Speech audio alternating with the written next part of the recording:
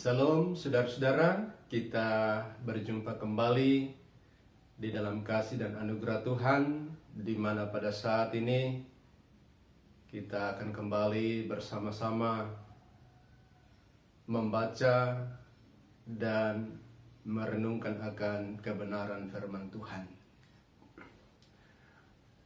Adapun firman Tuhan yang saya akan bagikan kepada kita saat ini, saya telah siapkan dari Mazmur pasal 107 ayat 1 sampai ayatnya yang ke-9. Firman Tuhan berkata demikian. Nyanyian syukur dari orang-orang yang ditebus Tuhan. Bersyukurlah kepada Tuhan sebab Ia baik, bahwasanya untuk selama-lamanya kasih setianya. Biarlah itu dikatakan orang-orang yang ditebus Tuhan, yang ditebusnya dari kuasa yang menyesakkan, yang dikumpulkannya dari negeri-negeri, dari timur dan dari barat, dari utara dan dari selatan. Ada orang-orang yang mengembara di padang belantara, jalan ke kota tempat kediaman orang tidak mereka temukan. Mereka lapar dan haus, jiwa mereka lemah lesu di dalam diri mereka. Maka berseru-serulah mereka kepada Tuhan dalam kesesakan mereka, dan dilepaskannya mereka dari kecemasan mereka. Di bawahnya mereka menempuh jalan yang lurus, sehingga sampai ke kota tempat kediaman orang.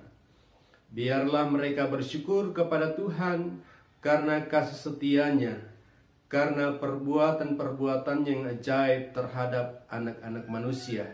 Sebab dipuaskannya jiwa yang dahaga, dan jiwa yang lapar dikenyangkannya dengan kebaikan. Saudara-saudara, kekasih-kekasih Tuhan, dari firman Tuhan yang kita baca pada saat ini, mari kita renungkan dalam satu tema yang berkata, Tuhan ada di tengah-tengah kita. Nah, saudara, hambatan dan tantangan itu akan selalu ada di tengah-tengah kita menjalani hidup ini. Manusia, baik sebagai pribadi maupun secara bersama-sama dalam menjalani hidup ini dan mengemban tugas, ternyata kerap kali kita diperhadapkan dengan tantangan, ancaman, dan kesukaran sebagaimana yang dialami oleh pemazmur. Namun ada hal yang pasti bahwa Tuhan tidak pernah meninggalkan kita. Tuhan tidak pernah membiarkan kita sebagai umatnya berjalan sendiri tanpa arah dan tujuan yang jelas.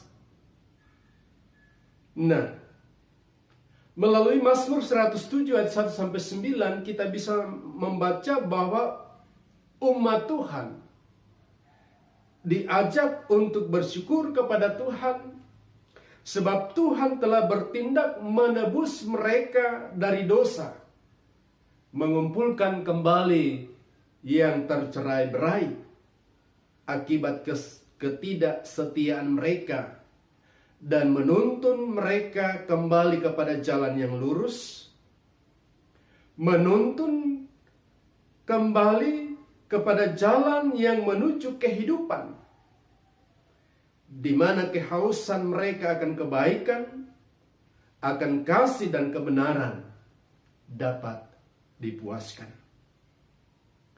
Itu semua Tuhan lakukan karena kasih setia dan kebaikannya yang tidak pernah membiarkan umatnya hidup tanpa arah. Yang tidak membiarkan umatnya hidup lelah dalam perjalanan hidup tanpa tujuan yang pasti. Saudara-saudaraku yang dikasihi oleh Tuhan, dari firman Tuhan ini kita bisa mendapatkan hal-hal yang penting yang bisa kita jadikan sebagai pembelajaran di tengah-tengah menjalani kehidupan yang ada. Yang pertama, bahwa kita harus menyadari Kebaikan bukan ada pada kita, tetapi kepada Tuhan. Hal yang kedua, kita menerima dan menikmati kebaikan Tuhan karena Tuhan itu memang baik. Yang ketiga, jangan kita pernah sombong dalam kehidupan ini dan merasa diri pantas untuk menerima apapun dari Tuhan. Karena banyak hal dalam kehidupan kita sehari-hari datang sebagai karunia, bukan karena kebaikan yang telah kita lakukan. Semua tersedia dengan indah dan melimpah. Itu karena Tuhan adalah baik adanya. Hal yang keempat, kebaikan dan kasih setia Tuhan telah ditunjukkan secara nyata melalui karya penebusannya. Karena itu kita sebagai orang-orang yang telah ditebus Tuhan, sebagai orang-orang yang telah disucikan, dilayakkan kembali oleh Tuhan, kita diajak untuk bersyukur kepadanya karena kesediaan Tuhan untuk hadir sebagai sumber pertolongan dan hadir dalam segala pergumulan kehidupan kita sebagai orang-orang yang percaya. Kasih setia Tuhan itu tetap menyertai kita, Bapak Ibu. Oleh karena itu, saudara-saudara, kekasih-kekasih Tuhan, melalui kesempatan ini saya mengajak kita semua berdasarkan firman Tuhan ini. Mari sebagai umat Tuhan, di tengah-tengah kita menjalani kehidupan ini, jangan pernah takut sekalipun kita harus menghadapi tantangan, menghadapi pergumulan dalam kehidupan kita. Jangan iman kita menjadi lemah sekalipun tantangan begitu berat dan teramat sulit. Saudara dan saya harus percaya bahwa Tuhan selalu ada di tengah-tengah kita.